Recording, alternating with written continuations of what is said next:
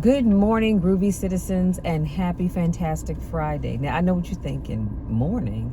Yes, it's been a while since I've done a video in the morning, but I am doing my video this morning because I have 2 hours and we start day 3 of our Circle of Champions class, and I am so looking forward to it because today I will be teaching and talking about getting started on YouTube, and I'll just be breaking it down about everything you need to know in terms of getting started on YouTube. So I'm super excited about that. And of course, y'all know I already have my what is it? My presentation already queued up. Okay, so I'm super excited about that. Anyway, so let's jump right on in because I need to wrap this up. Like I said, I have a 2-hour window to get this video done, get it uploaded, and hopefully it'll upload since it's early in the day, so I can go ahead and share the link out and then get into my class and be caught up into that, because that's from noon till 4:30, 5 o'clock-ish. And today I'll be talking about 7 ways to get ahead of 98% of the people. And of course, this is using Stoic philosophy. I am so loving this. Now, I will say this. There are some Stoic philosophies that I don't necessarily agree with 100%, but I can kind of make it work for me. But as a whole, I do love the majority of it. Like I said, there's only been a few things that I didn't quite agree with, just because it kind of bump heads with my religious upbringing, or my religious beliefs, I should say. And so whenever that happens, you know, I've got to go with what the Word of God says. But that's just me. I'm not saying you have to. I'm just telling you what I do. So these things that I'm going to share with you will not only ensure that you live, they will also ensure that you thrive in life. Okay, so number 1, cultivate the cosmic perspective. And I know what you're thinking, say what again? Cultivate the cosmic perspective. So the Stoics employ a unique approach. They choose to zoom out, to step back and take in the grandeur of the universe in which we exist. Their perspective allows them to attain a mental clarity that is often elusive to the majority of us. Think about a time when your colleague received a promotion that you believed you deserved, or when an offhanded comment from someone someone had the power to ruin your day. Such events can, in the blink of an eye, consume your thoughts and emotions, causing you to deal with feelings of envy, resentment, and yes, even frustration. When you bring the cosmic perspective into this scenario, you gain the ability to view these incidents through a different lens. You may even ask yourself if that thing will matter, and more than likely your answer will be no. So I know that was a lot to take in, and everything will be in the description box, but essentially it's about going through life, and like I said, things happen, they just do. Or people say things, because some people just do. But you have to ask yourself, in that moment, yes, it made you upset. It didn't sit well with you. You were angry. You probably cussed somebody, and hopefully you didn't put your hands on anybody. But when it's all said and done, does it really matter? I mean, really, does it really matter? And that's something that only you can answer, because I don't know if it's going to matter to you or not. I can only tell you if it's going to matter to me. But I do like that whole philosophy of really looking at the big overarching picture of things, to say, is this thing really going to matter later on today? Is it going to matter tomorrow? Is it going to matter next week, next month, next year? Will I even care? Because if it doesn't, then let it go. Don't let it drag you through the mud and have you walking around here with your knuckles dragging the ground, your knees all ashy and scraped up because you're allowing things to upset you that really aren't even going to matter one way or the other in a few days, a few hours, a few weeks, a few months, a few years. You know what I'm saying? Number 2, benefiting from negative visualizations. Negative I can't even talk today. Negative visualization seems strange, seeing as how we live in a world where we are encouraged to focus on positive thinking. Negative visualization can help push you ahead because most people never prepare themselves for the things that can go wrong. So they are oftentimes paralyzed with fear and uncertainty. This is why you need to have your responses, rehearsed in your mind so that if and or when things come up, you're ready. So for example, as an entrepreneur, you think about your product's successes, but what if you took the time to prepare yourself for the what if? What if your product stops selling? What if the demand never picks up?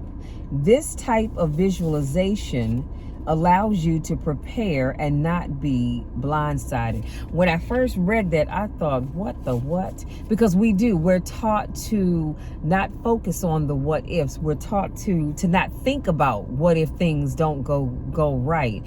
But the reality is that if you prepare yourself to say, okay, I am giving this my all. I am giving this everything that I have.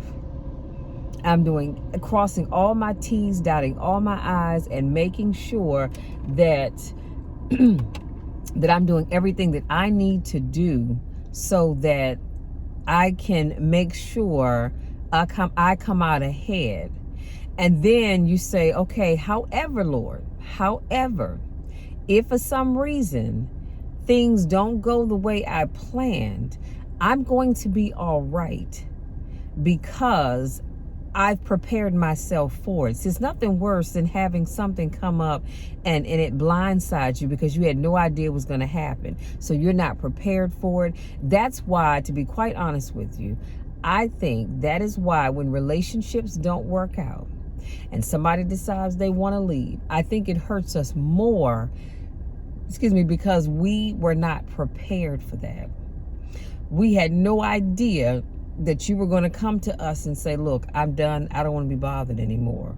We were not prepared. We didn't see it coming at all. However, if we knew that on the 12th day, 6 months from now, you're going to want to break up, I don't think people are going to care as much because they're already prepared for it. They know it's going to happen. So it's not going to take them by surprise. It's not going to blindside them. They've already had time to mentally and or physically prepare for your absence. So, hey, you decide you want to move on, bye. No skin off my nose. I'm not going to say it's not going to hurt a little bit, but you're already prepared for it. So going back to what I shared for number 2 is live your life in such a way that you are looking for the good in everything. You are preparing yourself for things to work in your favor. However, you're also prepared for if in fact that thing doesn't go the way you planned. That, then you're not blindsided and you don't feel like, well, dang, I didn't see that coming at all. Yeah, you did. You already thought about the what ifs. And so you've already prepared yourself for the what ifs. And so it doesn't hurt as much as it could if it were to just smack you out of the blue. Okay. Number 3, embracing intentional discomfort. It's a well-known fact that growth lies at the edges of discomfort. You see, progress materializes when you venture beyond the boundaries of your comfort zone. So for example, athletes excel mostly because they push themselves outside of their regular training routines. Others who truly excel often incorporate challenging regimens. They push their bodies and minds to the very limits, often going to great lengths to do so. So we're talking about embracing intentional discomfort. Sometimes you are going to have to put yourself through some stuff to come out on the other side ahead. No, it doesn't feel good that you're pushing yourself this way, but you know that if you keep doing it, all of that's going to pay off and you're going to be better for it. But if you go through life not wanting to deal with discomfort and not wanting to deal with hardships, I'm sorry to say it, but you probably aren't going to go any further than where you are right now, because you're not willing to be a little uncomfortable in order to get where you need to be. That's just like a perfect example is I opened up talking about getting on YouTube. Well, when you first start, when you do your first video on YouTube, it's not easy at all. It is not easy. You're nervous. Sometimes you can hear it in your voice. You can see it in the way you act. You might stumble over some words. And I mean, all kind of things just go wrong. Oh God, excuse me, because you're just starting out. But if you don't decide that you're going to put up with that internal being uncomfortable until you get it right, you're never going to get where you want to be, because you're not willing to sacrifice being comfortable so that you can get where you need to be. That's powerful. And I'm pretty sure there's some other areas of your life that you can think of that you really need to think about creating some intentional discomfort. That's just like, let me use this. Here's another example. That's just like, for the average guy, you see this woman, you see her every day, you think she's attractive and you'd like to get to know her better. Well, excuse me, I don't know where that came from. You're thinking to yourself, wow, I don't know if I really want to approach her, because what if she's not interested? What if she shoots me down? Anything could happen.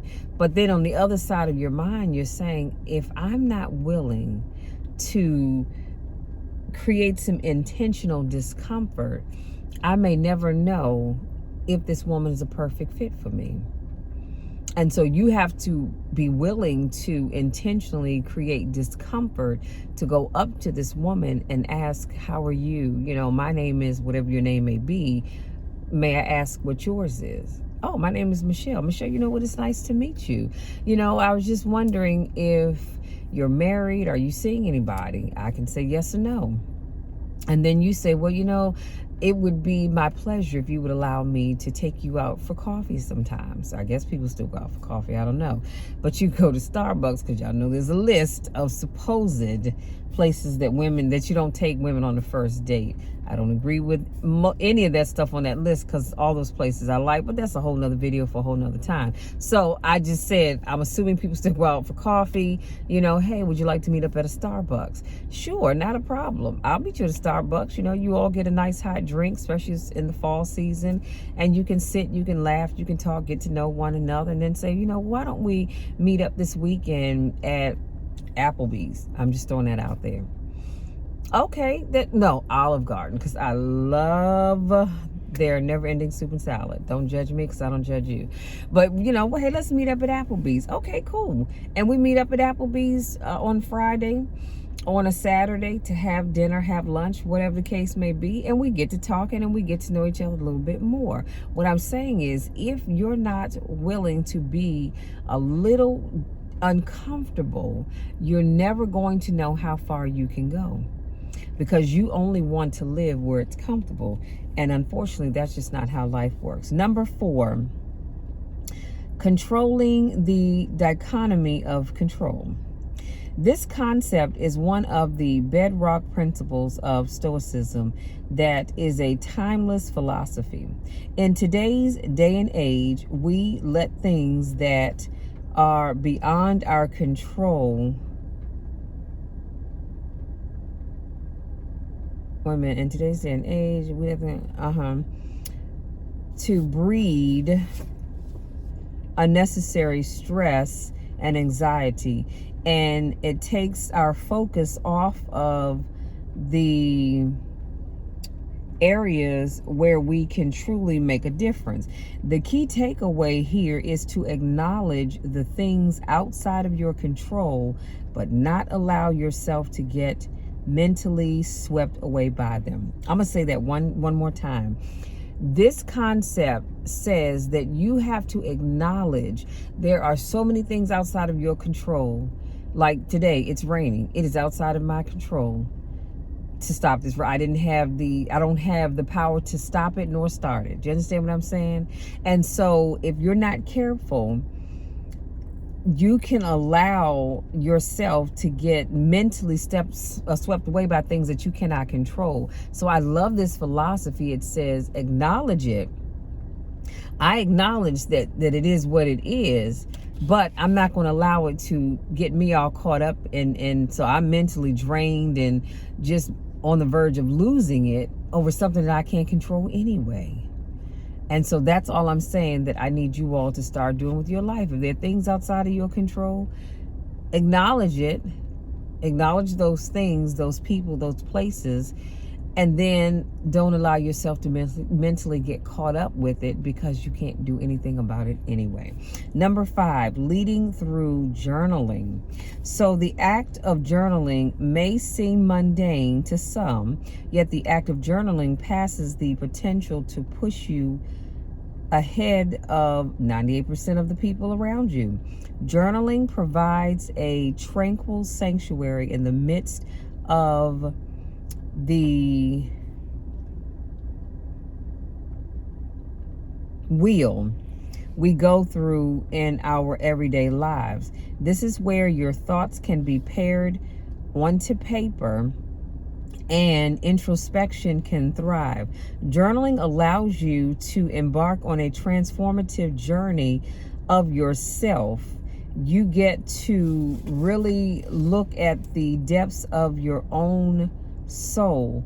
Journaling can help you navigate the path of your journey, wherever that may be, or wherever that may be designed to take you. So if you know me, then you know I got excited when I saw this because I love journaling. And I'm gonna tell you something, there have been many a person who has been able to get through some rough times in their lives, some busy times in their lives, and even some excited times in their lives because they chose to journal.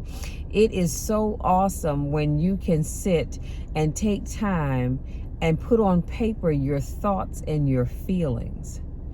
And then the beauty of it is you can come back later on and read what you were thinking and what you were going through as you were creating whatever that thing is that you're creating.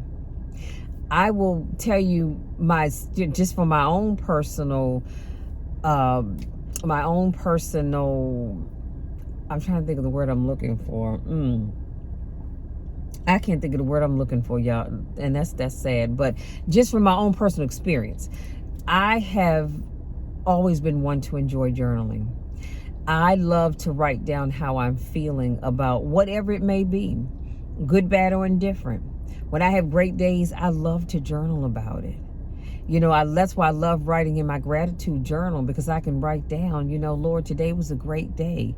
Now, God knows what happened today. He knew what was going to happen today even before today got here. But I love to write it down in my journal because it gives me time to talk with God. Again, not that I can't just sit and talk to him, but I like to go back and read my gratitude journals, to write down what I was thinking and what I was feeling, especially if a year goes by, 6 months go by and you say, wow, you know what? It's hard to believe a year ago, this is how I was feeling. And then look at my life now. Do you understand what I'm saying? So I want to encourage you, if you are not one to journal, I want to encourage you to do so. Now, if writing is not your thing, maybe your penmanship is not that great, or whatever the case may be, you can dictate a recorded message to yourself. You can type it up. You can send yourself a text message. However you choose to do it, journaling is still journaling. Doesn't matter how you do it. Me, I like to write in my books. But again, if that's not your thing, send yourself text messages. Send yourself emails. Open up a Word document, and every day you write, or when you write in it, you write the date, and maybe just write a paragraph about your day. Or if you're going to do it on a weekly basis, bi-weekly, monthly, however you choose to do it, that's up to you. That matters not to me. That's up to you. But just write down the date and write a little something about how you were feeling, what's going on around you. I should be able to, not that I am, but I should be able to come behind you, pick up your journal, and feel exactly what you were feeling. And it should read such that it's almost like I was standing right there with you, just reading your words. You understand what I'm saying? But I'm trying to tell you, if you are dealing with anything, big, small, or in between, journaling is the way to go. It like I said, it just helps you get so much deeper in touch with yourself when you put your words down on paper. You can write down things that you probably would never say out of your mouth for whatever reason.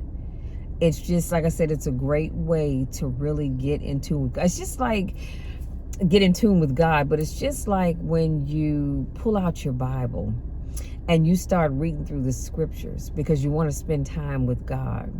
The best way to do that is to pull out the Bible and read God's word. Because I guarantee you, whatever it is that you're going through, whatever it is that you're dealing with, get in God's word, and he's going to tell you exactly how to handle that thing or those things. I'm just telling you what I know. Number 6, using obstacles as opportunities. Stop looking at your challenges as threats and start looking at them as unique opportunities for growth. Those same obstacles can now go from roadblocks to transformation and innovation in all areas of your life. You guys, I'm trying to tell you, anytime you have obstacles in your life, I need you to start seeing them as opportunities. I don't know about you, but that's me. That's what I choose to do. I say, oh, wow, you know what? I have to do this, or I have to do that, or I have to do the other, or I need to go and talk to this person, or something I was going to do, it didn't work out. You know, I used to get upset about it, and it would just kind of tear me down. But now I've gotten to a place where I don't allow it to bother me anymore. I say, okay, you know what, Lord? And Willie Jolly is his name. He wrote a book, and it's called A Setback is a Setup for a Comeback. Make sure you get that book and read it. And that's how I see life. Whenever there's a setback, that's not God saying no. God is just saying not right now. And there's always a reason why he's not allowing you to have that thing right now. It could be because that person's not the right person for you. That job is not the right job for you. That car is not the right car for you. That home that you were going to purchase is not the right home for you. The possibilities are endless. But you've got to get to a place where you can accept whatever it is that you're going through and know that that obstacle is nothing more than an opportunity. See, because here's another thing. Let's say you wanted to meet with this person for discussing a business opportunity, right? And that person says, hey, you know what, something came up, not going to be able to meet with you, but I'll have you meet with my assistant. And your mind automatically says, well, wait a minute, I wanted to meet with the big boss. I was counting on this. I was looking for this. And that is an obstacle, because now you're thinking, wow, the plan that I had is not going to work itself out. But little do you know that obstacle is really an opportunity, because that person's assistant is probably going to ask a ton of questions out of genuine concern, and whereas the boss, him or herself, probably would just kind of listen and brush you off anyway, whereas, you know, because they're just so busy, the assistant has time to really sit and talk to you about whatever it is that you're trying to offer them, whatever that opportunity is. And they go, wow, I could see how that could work. So let me ask you this, let me ask you that, let me ask you the other. Whereas the big boss wasn't going to do that because they only had enough time to give you about 10-15 minutes, and then they need to run off to the next meeting. So always think about how the obstacles that come up in your life are nothing more than opportunities that you didn't even know you needed, or opportunities that can help move you from where you are to where you want to be. Last but not least, number 7, inner contentment. We live in a world where there is an abundant need for external validation and symbols of success. Being able to use your true source of prosperity, which has nothing to do with the acclamation of the external world, but within you. Inner riches is much more important than external wealth. Let me say that one more time. Inner riches is much more important than external wealth. While we must acknowledge the significance of metrics like sales figures, it's important not to let yourself get caught up with with living your self-worth. Or was I trying to say something else? Get caught up with something about your self-worth. Oh, relying on your self-worth exclusively. It's okay to be satisfied with creating the thing that you've created, even if other people aren't yet moved by it. You aren't a failure. And I want you to really hear me when I say this. You aren't a failure just because others don't see your value just yet. You are a winner just for trying. Can I say that one more time? You aren't a failure just because others don't see your value just yet. You are a winner just for trying. And that's that whole inner contentment. And as I say that, we do live in a society where a lot of people, they get the big head. Y'all know what I'm talking about, right? Because they're out there on social media and everybody sees what they're doing, and they're getting all these applauds and praises, and they're being worshiped and all that other good stuff. And those same people, some of them, not all, but some of them, if all of that stuff were to stop, they wouldn't know how to act. They would not know how to act if a lot of that stuff were to just stop, because they are so caught up with people applauding them and patting them on the back. They don't know how to act when they don't get it. It's okay. I'm not saying that you should have a problem with it. It's nice to be acknowledged for your hard work. It really is. But what I'm saying is, don't get to a place where you cannot function unless people are telling you how awesome and amazing you are. There are going to be times where you do some great things and nobody's going to acknowledge you. Nobody's going to say, hey, that was great. You did an awesome job. They're just not. They enjoyed what you did, but they just, I don't know, they're not even going to take the time to say thank you or tell you how much they appreciate what you did. And it's okay. See, when you have that inner contentment, you're content with yourself. So if nobody else thanks you, it's all right, because you're proud of yourself anyway. And that's how I choose to live my life. You don't have to pat me on the back. You really don't. Is it nice? Of course it is, but you don't have to, because I'm content with Michelle. I'm content with me. I'm content with the hard work that I put on everything that I do. So if nobody else acknowledges my hard work, it's okay. I'm content with me. I'm happy, and I care about the hard work that I put into whatever it is that I'm doing. Again, it's nice when people, give you that applause. It's almost like that saying where people, where people say, give me my flowers while I'm still alive. Don't wait till I'm deceased and then you got flowers all around my casket, because I can't enjoy those. Come on now. But if people choose not to, buy yourself some flowers. Acknowledge yourself. Can I just say that? Stop sitting back waiting for somebody to hand you roses because you did a great job. Go out and buy your own roses. Buy you a couple of dozen roses and put them in a vase in your home by yourself. You don't have to wait for somebody else to give you flowers. For what? You want some flowers? Buy them yourself. But most importantly, what I'm saying to you all is simply this. Stop always depending on other people to pat you on the back and tell you what a great job you're doing, or a great job that you did, and then you start to feel like a failure because nobody's applauding you, nobody's clapping for you anymore. The world is just, your world I should say, is just silent because nobody's excited about what you're doing anymore. Don't let that bring you down. Do not let that bring you down, because you are a winner simply because you tried. Do you know how many people out here have been wanting to do what you're doing right now? Whatever that thing may be.